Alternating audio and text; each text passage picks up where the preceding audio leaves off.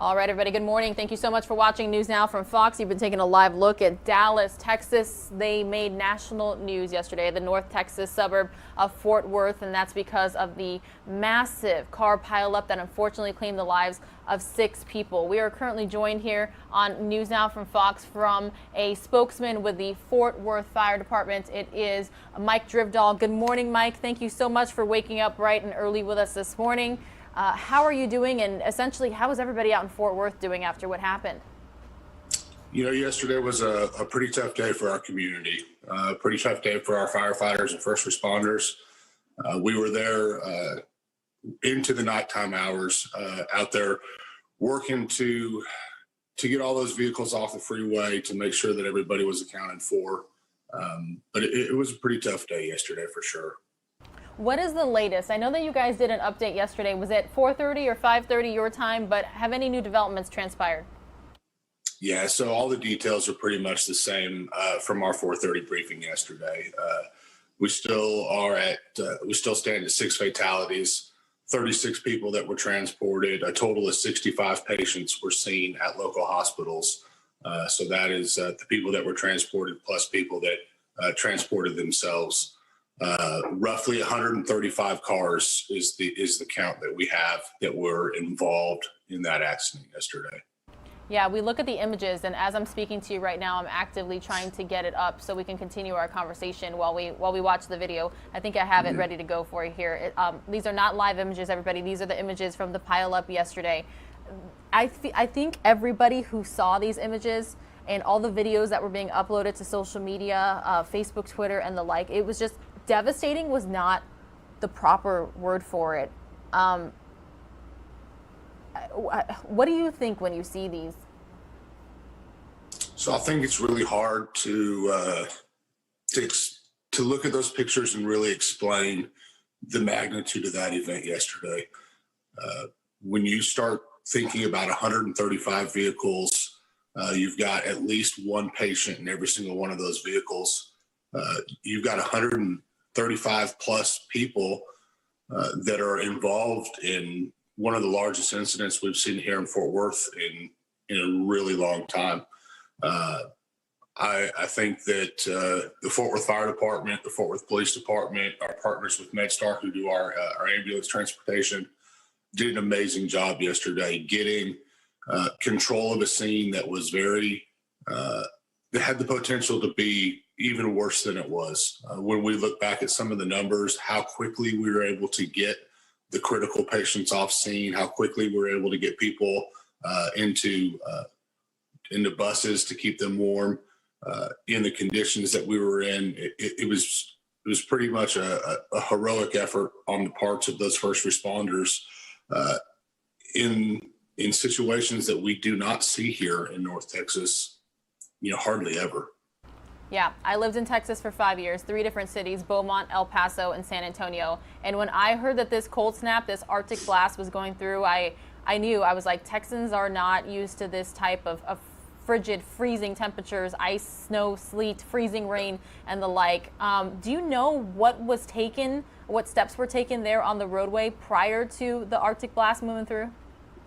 Yeah, so that's obviously a question that's coming up a lot right now. And I do not know what all the details are when those roads were sanded or brined or any of those type of things. Those are going to be questions that come out in the investigation.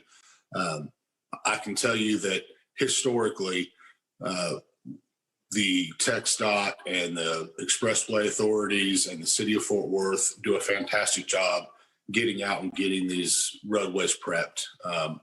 To the point where we typically have a lot of our public saying, my goodness, they're doing a lot of work. And then we don't end up getting any ice or any rain. So leading up to this event, I can tell you that as I drove around town, it was exactly the same as we do for any other ice event. We did see the trucks. We did see the sand trucks, the brine trucks, the pre-treatment. But as far as exactly, when that road was treated last, that's going to be questions for the investigation and then for TxDOT and the toll authority. The cleanup, when you talk about how many vehicles involved, likely still ongoing, and I don't want to be the one to ask when will the roadway reopen, because I know the investigation is the most important part, but what is the update on the cleanup following the pileup? Yeah, so I spoke to our incident commander on scene last night at about 6 o'clock, and he told me that they were making pretty good progress. He felt like the fire department side of that scene was going to be cleared in by about 8 o'clock, maybe 9 at the latest. That was us going back through and continuing to help get some of those cars untangled from each other, and making sure that we triple check every car for anybody in any of those vehicles. I don't know exactly what the status is first thing this morning, but I would believe that the cleanup is pretty close to being complete. And then, the investigative part, obviously at this point is a really important piece to this incident. The weather conditions, they're expected to remain severe throughout the weekend and even into next week. Do you have any advice for people as they hit the roadways out there? The biggest thing is please, if you don't have to get out, don't get out. This is obviously an incident that when you start looking at some of the pictures and some of the images, you will see a lot of what we've all termed frontline workers that were going into work. That is a typical time of day that our frontline workers are commuting through Fort Worth. I know that we had firefighters that were inside of that or involved in the accident. We had Fort Worth police officers that were involved inside of that accident. When you start looking around, you've got nurses that were in scrubs. And so I do believe that a lot of those people that unfortunately were involved in the accident were frontline workers that do not have the choice as to whether or not they can travel into work. If you don't have to get out, please stay at home. Not only for your safety, but for the safety of our firefighters, our paramedics, our police officers. Right now, I will tell you that most of our frontline workers, our first responders, are more scared to work on the roadways than they are to run into burning buildings. Unfortunately, we've gotten to the point where it is very scary to work an accident scene on the side of a freeway because people just are not paying attention. They don't slow down, and it's a real issue. So many people are concerned for the victims, not just the 6 who lost their lives, but the dozens injured. What, if anything, can the community do to help across the nation? Yeah, so Mayor Price spoke about that a little bit yesterday. Right now, really just your support, your prayers, encouraging words.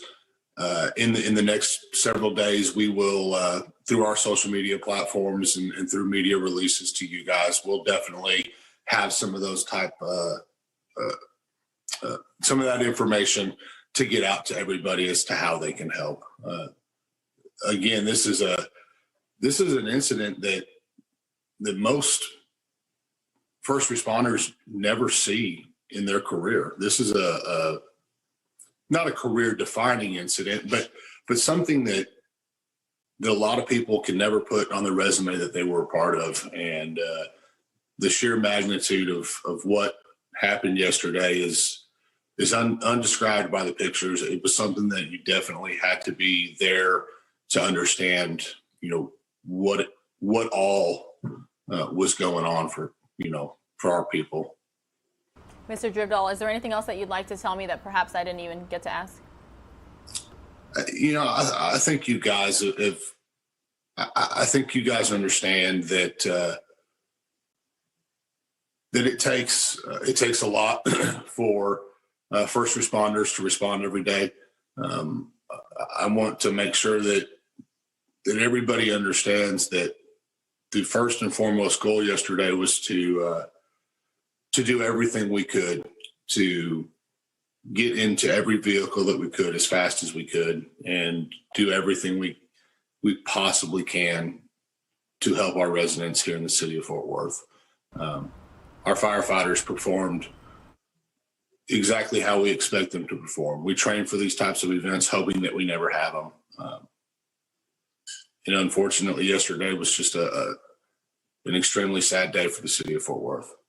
Yeah, well, I certainly know that Texans are extremely strong and resilient people, and I know that you guys will all get through this together. So thank you so much for all the hard work that the fire department did, all the first responders out there. MedStar came out a lot, and we'll continue to follow this story. So we really appreciate your time this morning.